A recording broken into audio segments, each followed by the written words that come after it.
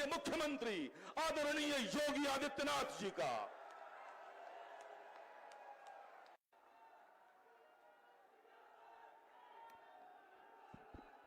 भारत माता की, भारत माता की, भारत माता की। वंदे वंदे वंदे। श्री वृंदावन बिहारी लाल की जय श्री राम। आज के इस हिंदू गौरव दिवस के अवसर पर सरदेव बाबूजी कल्याण सिंह जी की चतुर्थ पुण्यतिथि कार्यक्रम में मंच पर उपस्थित भारत सरकार के शिक्षा मंत्री और भारतीय जनता पार्टी के वरिष्ठ नेता माननीय श्री धर्मेंद्र प्रधान जी,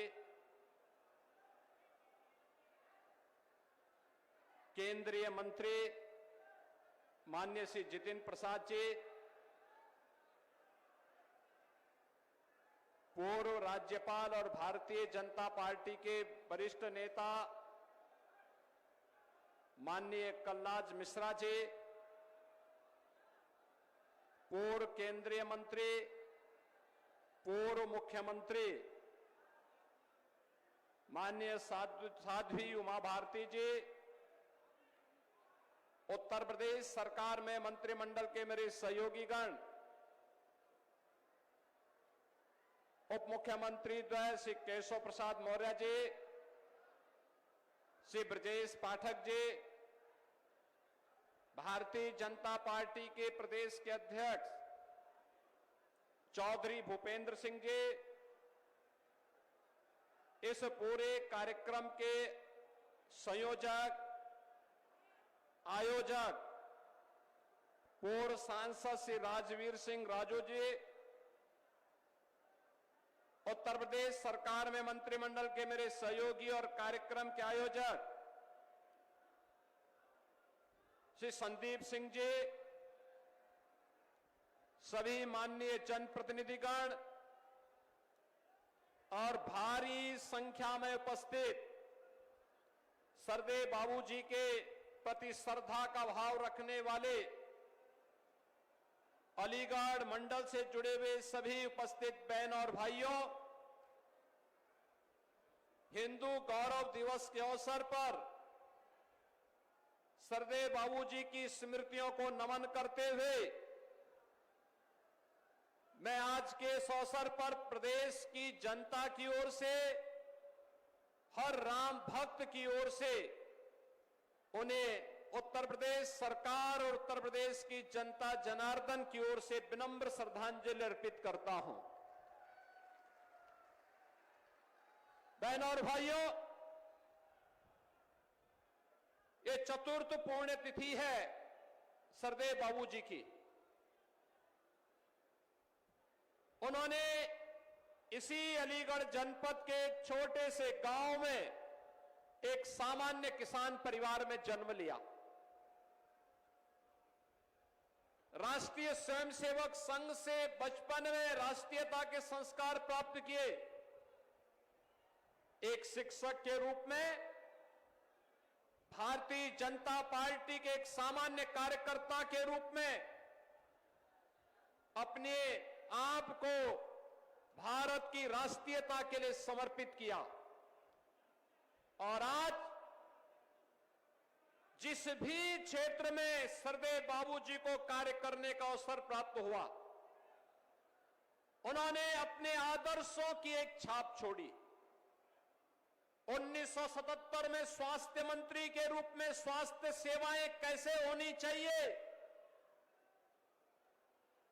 1990 में उत्तर प्रदेश की बिगड़ी हुई हालात में उत्तर प्रदेश के अंदर कानून का राज कैसे होना चाहिए और सुशासन के लक्ष्य को कैसे प्राप्त किया जाना चाहिए, लेकिन विरासत और विकास की यात्रा कैसे साथ साथ चल सकती है, अपने छोटे से कार्यकाल के दौरान सरदेव बाबूजी ने उत्तर प्रदेश में करके दिखाया। और उसके उपरांत जब उनकी चुनी हुई सरकार को अलोकतांत्रिक तरीके से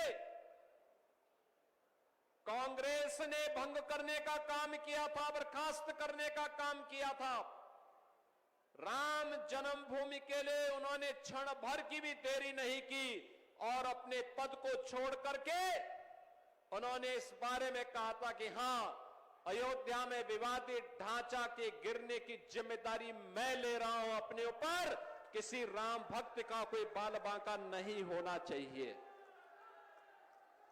बहनों और भाइयों, जब श्रेय लेने की होड़ हो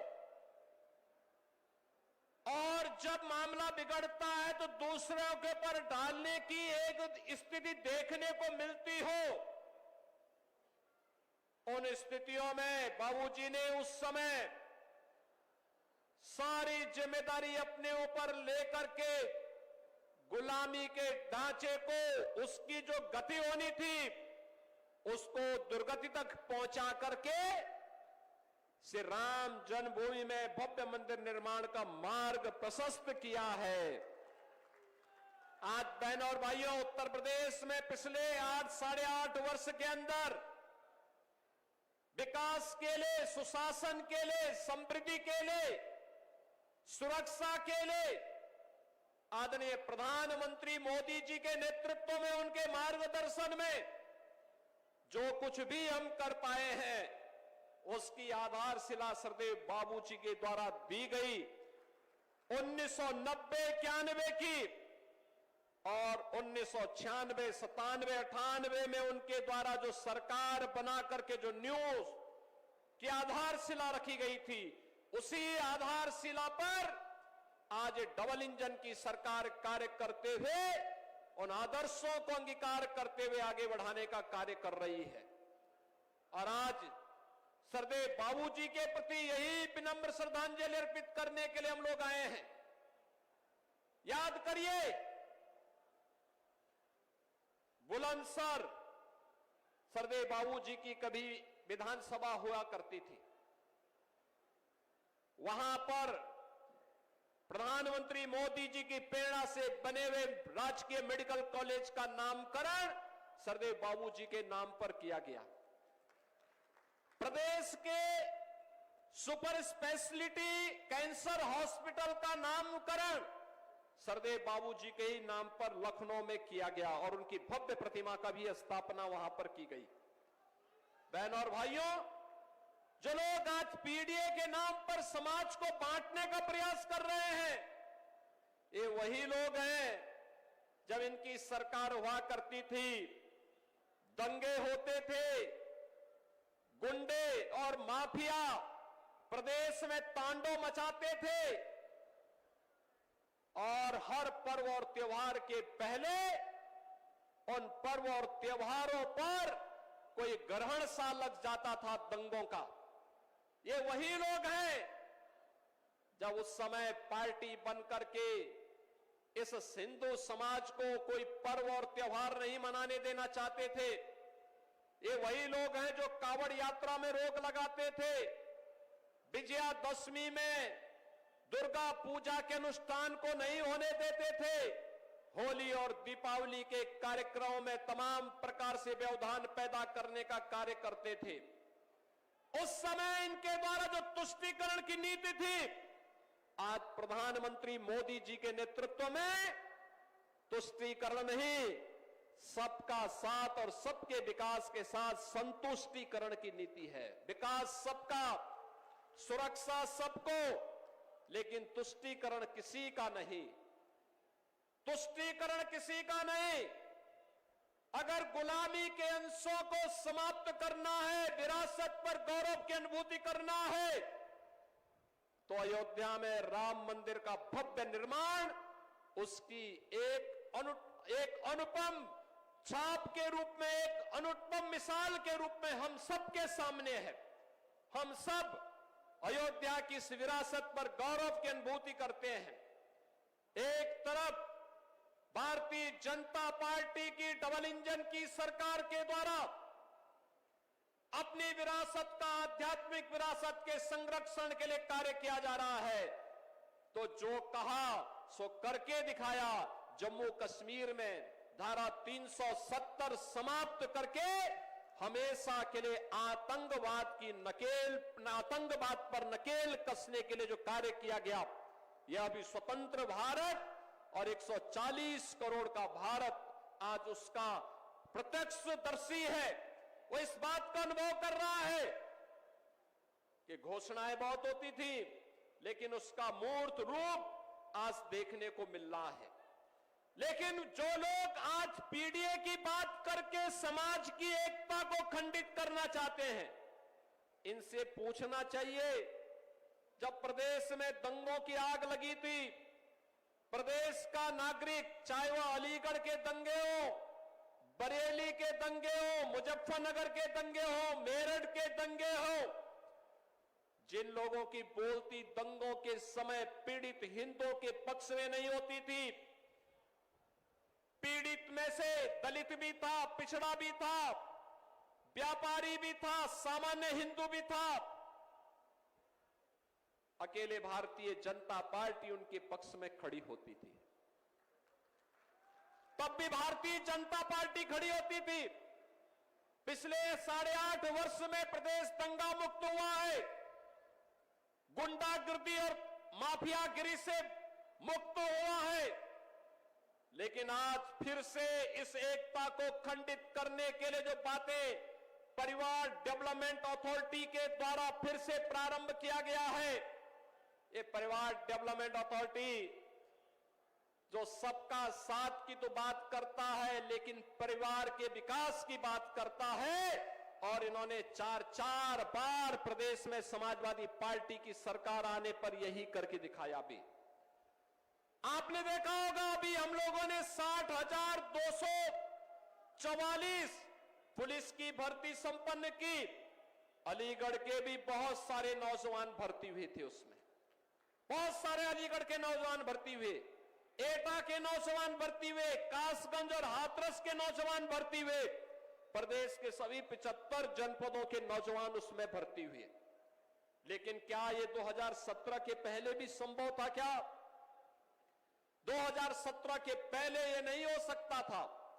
ये वही लोग हैं जिन लोगों ने सत्ता में आने पर प्रदेश के अंदर जिस प्रकार के भ्रष्टाचार को बढ़ाया है, अराजकता को बढ़ाया है, गुंडागिर्दी को बढ़ाया है, हिंदू मानबिंदुओं पर और उत्तर प्रदेश के विकास को बाधित करने का जो कुत्सित कार्य किया था, आज उनकी पीड़ा है कि उत्तर प्रदेश कैसे देश का विकास का ग्रोथ इंजन बन जा रहा है।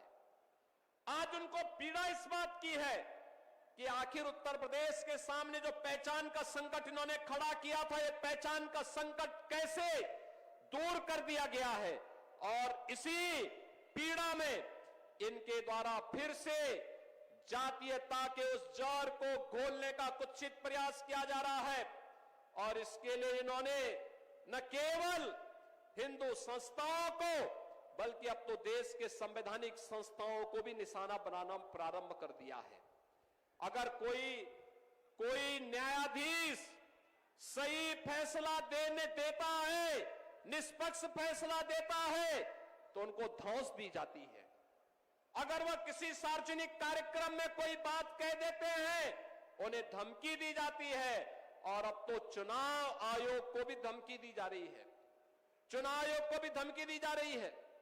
यानी एक तरफ पीडीए की बात करेंगे और दूसरी तरफ उनके स्थान पर बांग्लादेशी घुसपैठियों को, पाकिस्तानी घुसपैठियों को, रोहिंग्या को मतदाता बना करके यहां के वंचितों को, यहां के पिछड़ों को और भारत के नागरिकों को मतदान करने से वंचित करने की कांग्रेस और समाजवादी पार्टी के इस दुष्चक्र के खिलाफ आज जब कार्य हो रहा है, तो उस कार्यक्रम को व्यवधान पैदा करके इनके द्वारा न केवल संसद की कार्रवाई को, बल्कि चुनाव आयोग पर भी आक्षेप लगा करके, जुडिशरी पर भी आरोप लगा करके, आक्षेप लगा करके संवैधानिक संस्थाओं की भी अवमानना करने का कुत्सित प्रयास हो रहा है। बहनों और भाइयों, आज के इस अवसर पर हम सबके लिए सरदेव बाबूजी का वह आदर्श एक नई प्रेरणा है, एक आदर्श है। हम सब उससे प्रेरित हो, उनके प्रेरणा का अपने जीवन का अंगीकार करें, अपने जीवन का हिस्सा बनाएं। यही उनकी पुण्यतिथि के अवसर पर हिंदू गौरव दिवस के रूप में आज उनकी पुण्यतिथि के इस आयोजन के साथ जब हम जुड़े तो हम सबका दायित्व बनता है कि सरदेव बाबूजी के बताए उन मार्गों का अनुसरण करें जिन्होंने भारत की राष्ट्रीयता के लिए, भारत और भारतीयता के लिए पूरे जीवन भर प्राण प्रण से जुट करके कार्य किया था। और उसी अभियान के साथ अगर हम सब जुटेंगे तो उत्तर प्रदेश विकास की नई बुलंदियों को छुएगा, भारत की अर्थव्यवस्था का अग्रणी राज्य बनेगा। आज जिस क्षेत्र में यह आयोजन हो रहा है, यह ताला नगरी भी सरदेव बाबूजी की उन्हीं स्मृतियों का ताजा कराता है, जो स्थानीय उद्यम को प्रोत्साहित करके रोजगार के साथ स्थानीय युवाओं को आत्मनिर्भर भारत के संकल्प को तरोताजा करता है। यही आत्मनिर्भर भारत विकसित भारत का आधार बनेगा और उस विकसित भारत के लिए हम सबको प्राणपण से काम करना है। इस विश्वास के साथ मैं एक बार फिर से सरदेव बाबूजी के चतुर्थ पुण्यतिथि के अवसर पर उत्तर प्रदेश की जनता की ओर से, उत्तर प्रदेश सरकार की ओर से उन्हें विनम्र श्रद्धांजलि अर्पित करते हुए अपनी वाणी को विराम देता हूं। धन्यवाद। जय हिंद, जय जय श्री राम, जय श्री राम।